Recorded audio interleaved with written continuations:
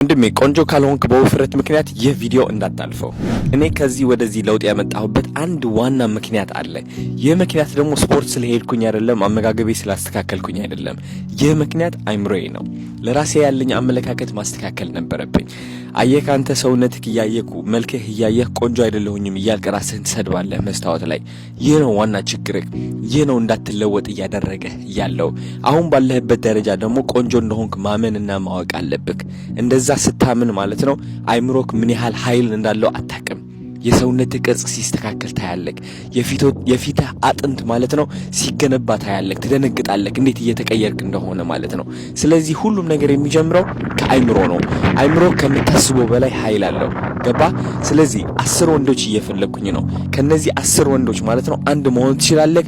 በ3 ወር ውስጥ ቆንጆ እንድትሆን አግዛለሁ። ስፖርት ፕሮግራም ይኖርሃል፣ አይምሮህ ትቀይራለህ። አመጋገብ ፕሮግራም ይኖርሃል፣ አለባበስህን እናስተካክለዋለን። ህይወትህ መቀየር ትችላለህ ወንድሜ።